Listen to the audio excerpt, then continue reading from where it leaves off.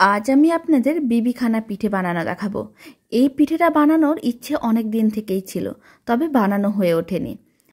আর এখন শীতকালে পিঠে খেতে বেশ ভালোই লাগে, তাই আমি আজকে বিবিখানা পিঠেটা বাড়িতেই বানিয়ে নিলাম খুব সহজে।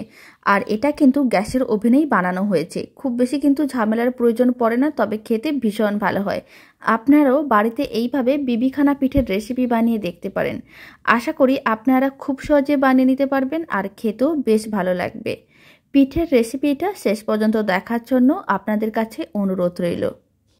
আর এইভাবে বিবিখানা পিঠের রেসিপিটা বাড়িতে বানালে কমেন্ট বক্সে জানাতে একেবারেই ভুলবেন না খেয়ে আপনাদের কেমন লাগলো। তো চলুন পিঠেটা বানানো শুরু করা যাক। নমস্কার, আমি রুমি, আপনাদের সবাইকে আবারও একটা দারুণ স্বাদের রেসিপিতে স্বাগত। প্রথমে একটা কড়াইয়ের মধ্যে আমি 700 ml মতন দুধ নিয়েছিলাম। দুধটাকে ভালো করে গরম করে ফুটিয়ে নিয়েছিলাম। এবার দুধটাকে 5-7 মিনিটের মতন একটু ঘন করে নিতে হবে, মানে ভালো করে ফুটিয়ে একটু ঘন করতে হবে। আপনারা চাইলে অনেক বেশি ঘনও করতে পারেন বা এরকমই হাফ ঘনও করতে পারেন। মানে একেবারে যদি ঘন করা হয় না তাহলে পিঠেটা কিন্তু ভালো হবে না, তাই এরকমই মিডিয়াম ঘনত্বে দুধটাকে রাখতে হবে, মানে হালকা একটু ঘন হবে। এরকমই মিশ্রণটা দিয়ে পিঠের ব্যাটারটা রেডি করতে হবে, এতে পিঠেটা কিন্তু খুব সুন্দরভাবেই রেডি হবে। 5-7 মিনিট দুধটাকে ভালো করে ফুটিয়ে এখন ফ্লেমটা অফ করে এক সাইডে রেখে দিলাম। এদিকে একটা বড় পাত্র নিতে হবে। পিঠের ব্যাটার বানানোর জন্য পাত্রটা একটু বড় নিতে হবে। এবার আপনারা চাইলে মেজারিং কাপ মেপে নিতে পারেন বা এরকমই বাটি মেপেও নিতে পারেন। এখানে আমি একটা ছোট্ট বাটি নিয়েছিলাম, সেই বাটির 2 বাটির মতন দিয়ে দিলাম চালের গুঁড়ো। আর আমি দিয়ে দিচ্ছি ওই বাটির হাফ বাটির মতন ময়দা, মানে যতটা আমি চালের গুঁড়ো নিয়েছিলাম তার 4 ভাগের 1 ভাগ ময়দা দিতে হবে। এতে বিবিখানা পিঠা কিন্তু অনেক নরম হবে, শক্ত হবে না, খেতেও ভালো লাগবে। আর যেই বাটি মেপে আমি চালের গুঁড়ো নিয়েছিলাম সেই বাটি মেপে ওই বাটিরই ঠিক 2 বাটি আমি দিয়ে দিলাম গুড়ের পাউডার। যতটা চালের গুঁড়ো ঠিক ততটাই গুড়ের পাউডার দিলাম। অল্প একটু এলাচ গুঁড়ো দিয়ে দিলাম, এতে স্বাদ ও গন্ধ দুটোই খুবই ভালো আসবে। আর এখানে আমি বাজারের কেনা শুকনো চালের গুঁড়ো নিয়েছি, তবে আপনারা চাইলে ভেজা চালের গুঁড়ো দিয়েও পিঠের রেসিপি বানাতে পারেন। এখন আমি হাফ চা চামচের মতন দিয়ে দিলাম লবণ। আর আমি দিয়ে দিচ্ছি 1 চামচের মতন ঘি। লবণ ও ঘি দেওয়ার কারণে পিঠের স্বাদ কিন্তু অনেকটাই বেড়ে যাবে। এবার সমস্ত উপকরণ খুব ভালো করে মেশাতে হবে। আর এই সময় দিয়ে দিতে হবে কিছুটা পরিমাণ নারকেল কোড়া। এখানে আমি 4 চামচের 6-7 চামচের মতন দিয়ে দিচ্ছি নারকেল কোড়া, মানে ছোট বাটি হলে 1 বাটির মতন নারকেল কোড়া। এই পিঠেতে যত বেশি নারকেল কোড়া দেওয়া হবে খেতে কিন্তু তত বেশিই ভালো লাগবে। এবার সমস্ত উপকরণগুলোকে প্রথমে হাত দিয়ে ভালো করে মিশিয়ে নিতে হবে, যাতে সমস্ত উপকরণ ভালো করে মিশে যায়। এইভাবে প্রায় 3 থেকে 4 মিনিট সমস্ত কিছু খুব ভালো করে মিশিয়ে নিচ্ছি। পিঠের রেসিপিটা বানানো কিন্তু একেবারেই সহজ আর খেতে ভীষণ ভালো হয়, একেবারে অন্যরকম স্বাদের এই পিঠে। আপনারাও বাড়িতে বানিয়ে দেখতে পারেন। আশা করি পিঠের রেসিপিটা আপনাদের খুবই ভালো লাগবে আর খুব সহজেই নিজেরাই বাড়িতে বানিয়ে নিতে পারবেন। সমস্ত কিছু এরকমই শুকনো করে মিশিয়ে নিতে হবে। আর যখন শুকনো করে মেশানো হয়ে যাবে তখন অল্প অল্প যে দুধটাকে আমি ঘন করে রেখেছিলাম সেখান থেকে অল্প করে দুধ নিতে হবে আর মিশ্রণটার মধ্যে দিতে হবে। খুব ভালো করে মিশিয়ে মিডিয়াম ঘনত্বের ব্যাটার রেডি করতে হবে।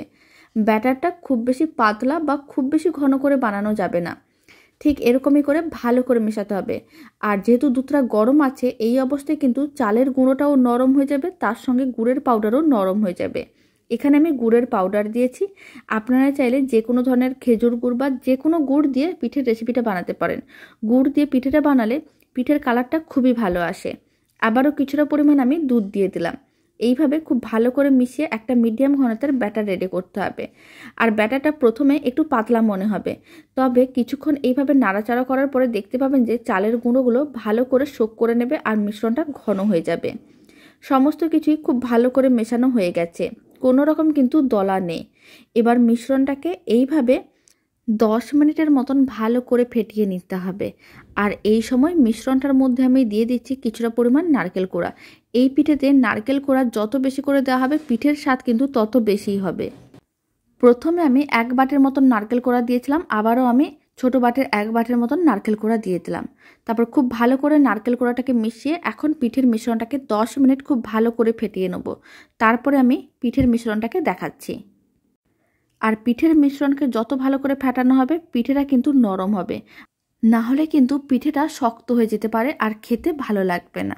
তাই এইভাবেই খুব ভালো করে মিশ্রণটাকে ফেটিয়ে নিতে হবে। আর পিঠেটাকে বেক করার জন্য এখানে আমি এরকম একটা স্টিলের পাত্র নিয়েছি আর একটা বাটার পেপার দিয়ে রেখেছি। 1 চামচের মতন ঘি নিয়ে খুব ভালো করে ঘিটা এইভাবে দিয়ে দিতে হবে। আমি এখানে ঘিটাকে এরকমই করে দিয়ে দিলাম, তবে আপনারা চাইলে ঘিটাকে গরম করেও দিতে পারেন। আর একটা বাটার পেপার দিয়ে রাখলে পিঠেটাকে ডিমোল্ড করতে সুবিধা হবে। আর ঘি দিয়ে এইভাবে যদি বেক করা হয় তাহলে কিন্তু পিঠের কালারটাও ভালো আসবে আর পিঠেটা খেতেও অনেক বেশি ভালো লাগবে। খুব ভালো করে ঘিটা চারিদিকে ছড়িয়ে নিতে হবে। ঘি ভালো করে ছড়ানো হয়ে গেছে আর 10 মিনিট মিশ্রণটাকে ভালো করে ফেটিয়ে নিয়েছিলাম। এখন পিঠের পুরো মিশ্রণটাই আমি পাত্রটির মধ্যে দিয়ে দেবো। তারপরে স্টিলের পাত্রটিকে এইভাবে একটু ট্যাপ করে নিতে হবে, যাতে মিশ্রণটা ভালো করে চারিদিকে ছড়িয়ে যায় আর মিশ্রণটির মধ্যে কোনো রকম হাওয়া না থাকে। এবার পিঠেটাকে বেক করতে হবে। তার জন্য যে কোনো একটা পুরনো কড়াই নিতে হবে। কড়াইয়ের মধ্যে এরকম একটা মাঝখানে স্ট্যান্ড রেখে দিতে হবে আর স্ট্যান্ডের ওপরে পিঠের পাত্রটিকে রেখে দিতে হবে। তারপরে কড়াইয়ের ঢাকনাটা বন্ধ করে দিতে হবে। লো ফ্লেমে এইভাবে 1 ঘন্টার মতন পিঠেটাকে বেক করতে হবে, তাহলেই পিঠেটা রেডি হয়ে যাবে। আর কড়াইয়ের ঢাকনা বন্ধ করার পরে কড়াইয়ের ঢাকনার ওপরে যে একটা ছোট্ট ছিদ্র আছে সেটাকে একটা ছোট্ট কাগজের টুকরো দিয়ে বন্ধ করে দিতে হবে, যাতে ভেতরের হাওয়া বাইরে না বেরিয়ে আসতে পারে। এতে পিঠেটা কিন্তু খুব সুন্দরভাবে বেকও হবে আর কালারটাও খুবই ভালো আসবে। 1 ঘন্টা পরে দেখাচ্ছি। 1 ঘন্টা এইভাবে লো ফ্লেমে পিঠেটাকে বেক করতে হবে। এবার একটা ছুরি বা স্টিক নিয়ে চেক করে দেখে নিতে হবে পিঠেটা ঠিকঠাকভাবে রেডি হয়েছে কিনা। তার জন্য আমি একটা স্টিক নিয়ে চেক করে দেখে নিয়েছি। আপনারা দেখুন স্টিকটা একেবারেই পরিষ্কার, তার মানে বুঝে নিতে হবে কেকটা রেডি করা হয়ে গেছে। এবার কেকটাকে ঠান্ডা করে নিতে হবে। 1 ঘন্টা আমি রেখে দিয়েছিলাম, ঠান্ডা হয়ে গেছে, মানে হালকা ঠান্ডা হয়ে গেছে। এই অবস্থায় আমি একটা ছুরি বা হাতা নিতে হবে আর এরকমই সাইডগুলোকে একটু গোল করে নিতে হবে। সাইডগুলোকে একটু গোল করে ছাড়িয়ে নিলে কি হবে, পিঠেটা কিন্তু খুব সহজে ডিমোল্ড হয়ে যাবে আর পিঠেটা ডিমোল্ড করার সময় ভেঙেও যাবে না, যেহেতু বাটার পেপার দেওয়া আছে। এবার বাটার পেপারটাকেও তুলে নিতে হবে। আপনারা দেখুন পিঠের কালারটা খুবই সুন্দর এসেছে আর দেখতেও ভালো লাগছে। এই পিঠেটা দেখতে যত না ভালো হয়, খেতে অনেক বেশি ভালো হয়। আপনারাও বাড়িতে এই পিঠের রেসিপি একদিন হলেও বানিয়ে দেখতে পারেন। আর এইভাবে বানালে পিঠেটা খেয়ে আপনাদের কেমন লাগলো কমেন্ট বক্সে জানাতে একেবারেই ভুলবেন না। এবার পিঠেটাকে আমি কেটে দেখিয়ে দিচ্ছি। প্রথমে আমি হাফ করে কেটে নিচ্ছি। হাফ করে কেটে নেওয়ার পরে আপনারা দেখুন পিঠের ভেতরটা কত সুন্দরভাবে রেডি হয়েছে, কোনো রকম কিন্তু কাঁচা ভাব নেই। আর পিঠেটা ঠান্ডা হওয়ার পরে খেতে আরও অনেক বেশি ভালো লাগবে। এই পিঠে যত বেশি ঠান্ডা হবে খেতে তত বেশি ভালো লাগবে। এবার একটা দিক আমি নিয়ে নিলাম। এই দিকটাকে এখন স্লাইস করে কেটে নেব। আপনারা আপনাদের পছন্দ মতন যে কোনো শেপেই পিঠেটাকে কেটে নিতে পারেন। এখানে আমি পিঠেটাকে এরকমই স্লাইস করে কেটে নিচ্ছি। আর এই দারুণ স্বাদের বিবিখানা পিঠের রেসিপিটা ভালো লেগে থাকলে আপনারা যদি ফেসবুক থেকে পিঠের রেসিপিটা দেখছেন পেজটিকে ফলো করে নেওয়ার অনুরোধ রইল। ইউটিউব থেকে দেখলে চ্যানেলটি সাবস্ক্রাইব করে নেওয়ার অনুরোধ রইল। পাশে থাকা বেল আইকনটি প্রেস করে নেবেন নতুন রেসিপির আপডেট সবার আগে পাওয়ার জন্য। আর পিঠের রেসিপিটা কেমন লাগলো কমেন্ট বক্সে জানাতে একেবারেই ভুলবেন না।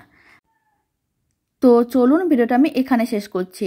আপনারা সবাই ভালো থাকবেন, সুস্থ থাকবেন। আপনাদের সঙ্গে আবার নতুন রেসিপি নিয়ে দেখা হচ্ছে।